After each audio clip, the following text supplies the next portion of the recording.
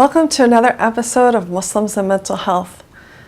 I'm so happy to be with you today during the last 10 days of Ramadan. We're going to discuss another organization that I'm so happy to bring to you because it happens to be my own organization. Just recently, I was approached and have agreed to open a Center for Muslim Mental Health and Islamic Psychology under the Dean of Religious Life at USC.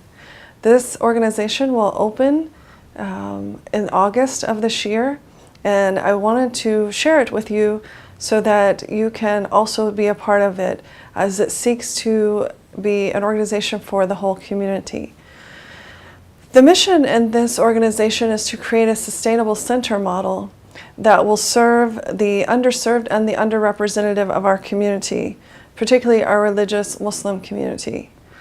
The center will seek to provide culturally and spiritually appropriate services to the Muslim population. And even though it is housed at USC, it will serve the community. So community members are welcome to come and take part in the services to either no fee or low fee, so that we can be open to all who need mental health services. This center will have three components to it. There will be a clinic for the community. We will also be serving students at USC, but it's open to the community at large. We will also have a research component where we'll be looking at the mental health issues within the Muslim community and conducting research to provide better service and more targeted service to the issues that are of most concern to the Muslim community. Lastly, we will have a community outreach and advocacy.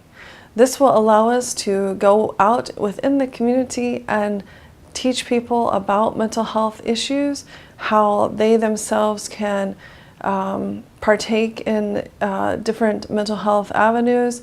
Also, what are the issues that exist? How do you identify them? How can you be more aware? How can you help children? How can you help families? How can you help couples? At the center, we will have two main offices for therapy and a third area for programming around classwork, coursework, lectures, and group therapy. I ask you to join us and please come see the center at USC, as it is located on the beautiful campus of the USC of the Southern California, and has a courtyard and just a beautiful landscape in this location. So I'd like to talk to you a little bit about the services that we plan to offer in this 2017-2018 year. To start with, we will have direct services. Direct services meaning therapy. Therapy for who? Therapy for couples, individuals, families, and groups. The center will be open most days of the week except for Saturday for direct services. There may be a few exceptions on Saturday, but for the most part, it'll be open from Sunday to Thursday, from 9 a.m. until 10 p.m. at night. And then on Sunday, on Friday rather, it will be open from 9 a.m. until Jummah time. So we ask you to take part in those services and to come and use them as you need to. So our long-term goal with direct services is to allow for the empowerment of the different masajid by connecting them with mental health professionals that are nearby their particular masjid, and either having them connected directly to those professionals or having them create a program that's in-house in the masjid. So the idea is to eventually empower the community to be able to take care of its own needs. But we start with a pager system, and then we move out into self-empowerment, and that is our long-term goal.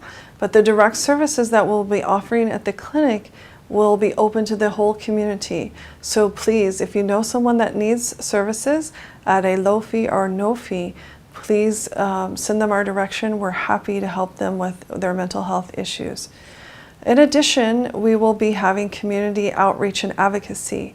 Under community outreach and advocacy, we have several different initiatives that I want to share with you today, starting with this show.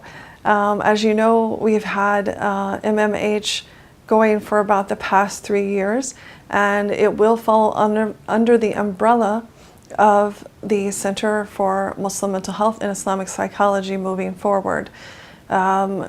With this show, we welcome others who are interested in production and digital media to come and join us and help us as we expand the show. We welcome your valuable input and participation. So if that's something that interests you, please contact us. We'd love to have your help. We do need people to assist us with the ongoing efforts of this show. So if it's something you're interested in, please let us know. Please email us. Please contact us. We would love to have your assistance. In addition, we will have an offshoot show called MMH90. MMH90 is a concept that was created a couple of years ago, but has yet to go online. The idea is behind MMH90 is to create 90-second video clips of mental health issues.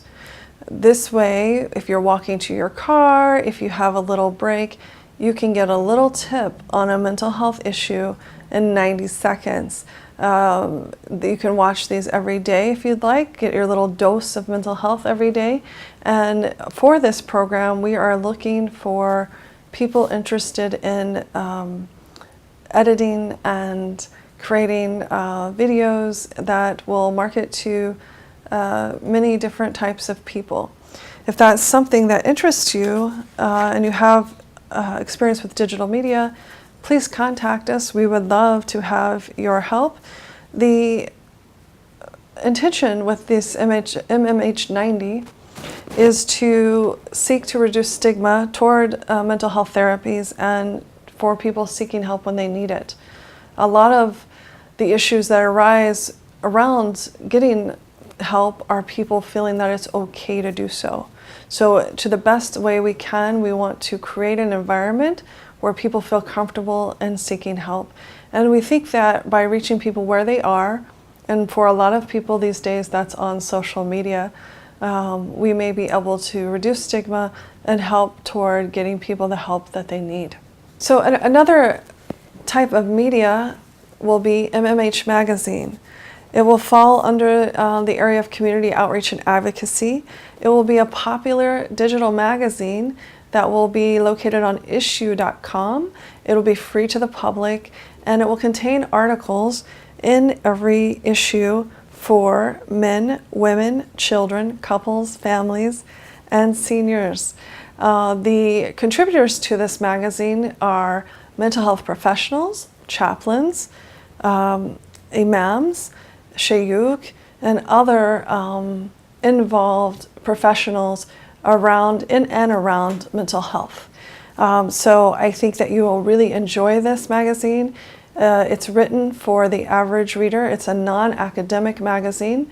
Of course, we already have in the community, thanks to the work of Professor or Dr. Hamada Hamid, the Journal of Mental Health, which is an academic journal. This is not an academic journal. This is a magazine that's for the popular public. However, if you do have interest in an academic journal, that one is a really good one to read about Muslim mental health. And this will just be another resource that's maybe written for people who are not into reading the academic journals.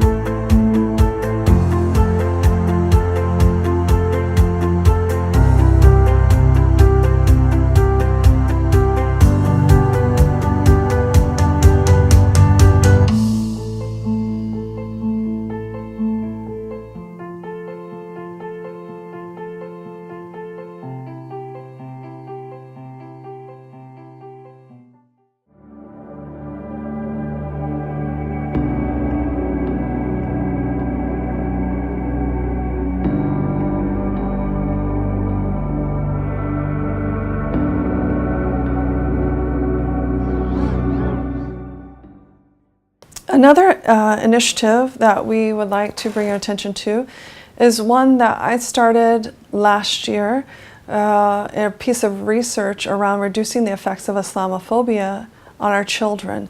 Thankfully, I was able to pilot this project in the city of Pasadena, and we were able to create a model that is a sustainable model to help children work through the effects of Islamophobia, as well as build on their protective factors for resiliency.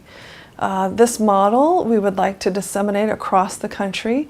We are going to continue our efforts in building this model into a long-term sustainable model. And if you have an interest in that, working with children around the area of mental health, we welcome you to join us on this project. It's an exciting project. It's so much fun working with these children. You know, it is such a benefit. I recently attended a conference at the University of Pennsylvania in Millersville, Pennsylvania, and we talked about children's rights. And the United States is one of the few countries in the world who has not signed on to the Children's Rights Declaration by the UN. And it was a little bit troubling to hear that. But as Muslims, we do believe in children having rights upon us. And to the extent that we can better the world in this way, we will all be better off. And this is one of the projects that does that. A second project that seeks to work on this, on the issues around children, is a project we're calling The Village. Again, we want to encourage anyone who's interested in working on this project to step forward and contact us. The Village is an initiative that will have multiple key stakeholders, and I think even if you're not in the realm of mental health, you might definitely be interested in this. Even if your work is as a stay-at-home mother, you will be interested in this. We know in the United States that there are an estimated 4 to 7 million Muslims, and part of our value systems as Muslims is that children do have rights upon us. Given this, what we would like to do is to build a systemic plan that utilizes people from various professional backgrounds, attorneys, activists, mental health professionals, other governmental stakeholders such as the Department of Children and Family Services, adoption agencies. And what we want to do is work with these organizations to address the problem of children's rights in America. This model will be developed starting in Los Angeles and span out across the country. But the main aim of this model is to ensure that all the children in this country, Muslim or not, have stable homes or address the homelessness of children who may be homeless. We want to look at the societal problems of children who are denied stable homes or who are homeless. That is the point of this project. And again, this is invaluable work, and we hope that you're able to join us in creating it. We also have another project called the Genogram Project.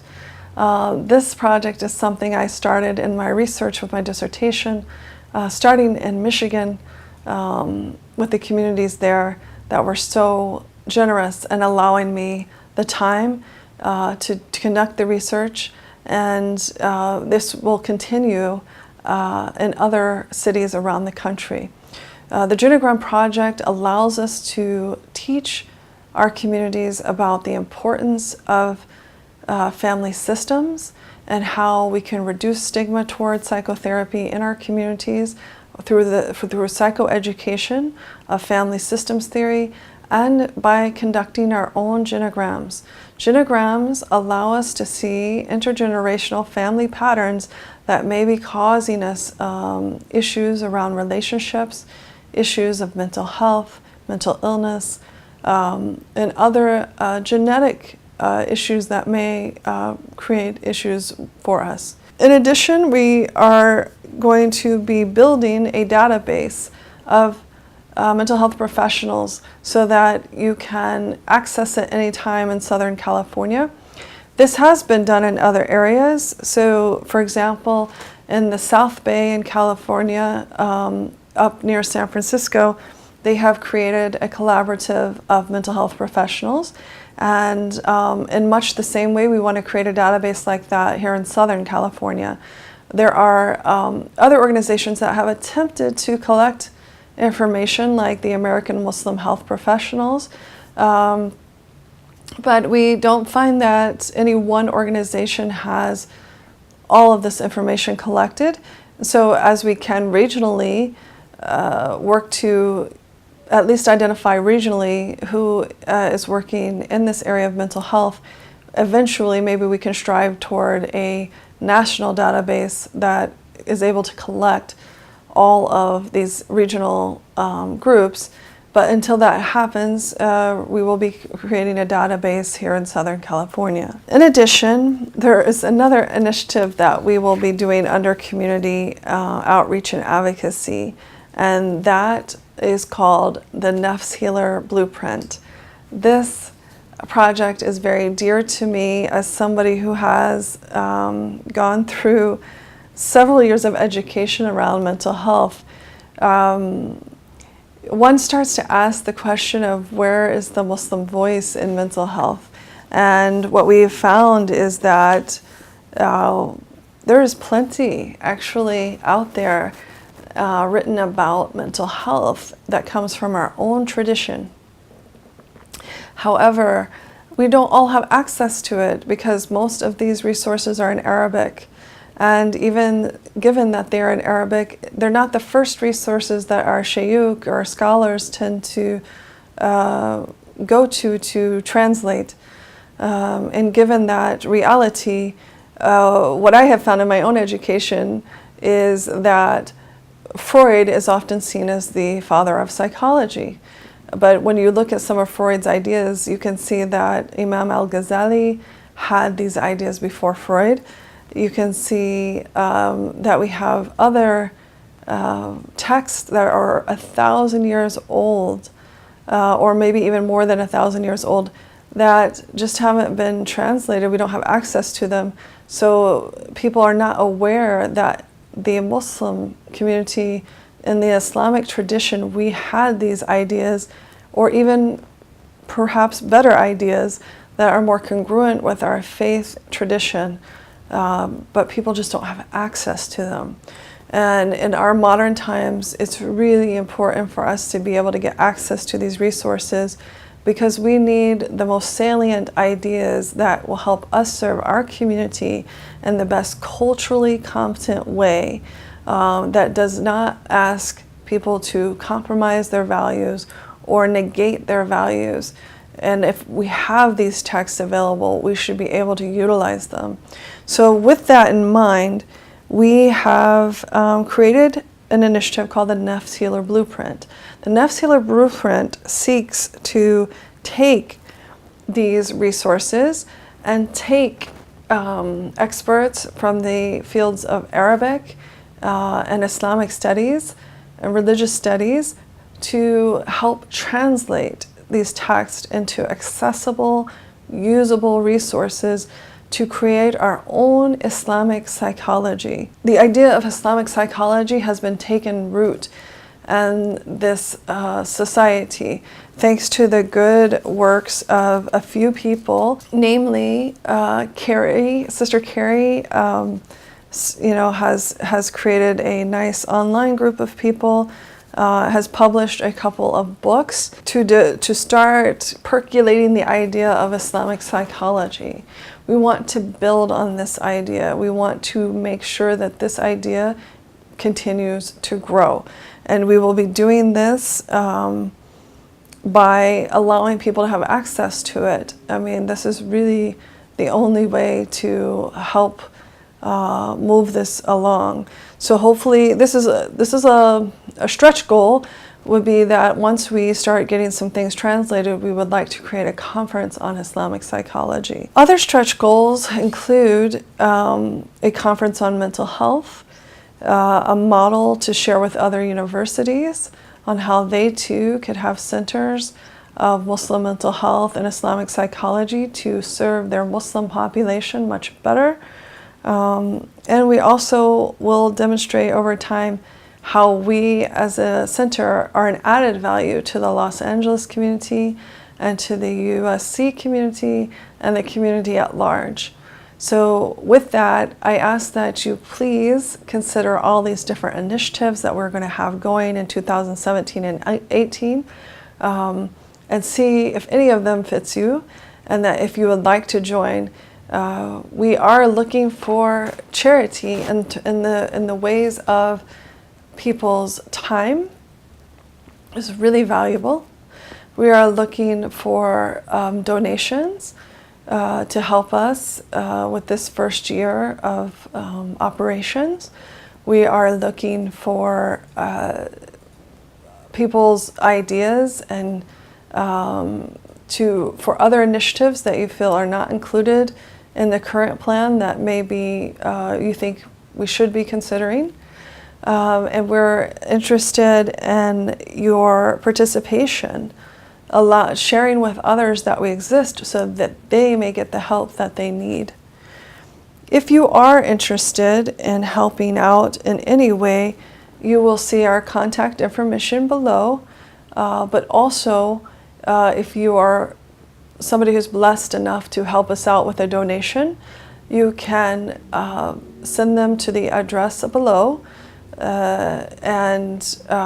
it's a charitable donation to a nonprofit organization, a 501c3, so it's also tax deductible, and every little bit helps.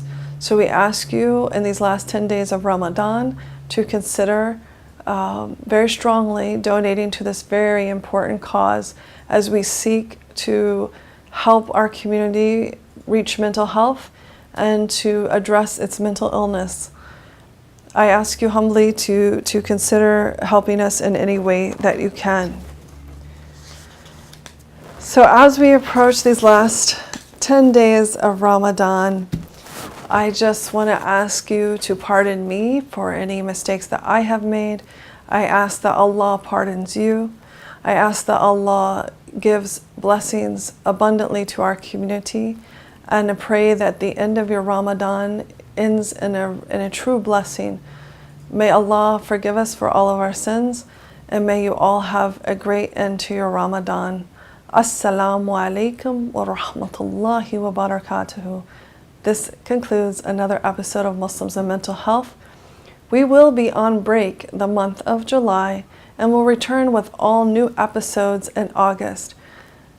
We look forward to seeing you. Assalamu alaikum.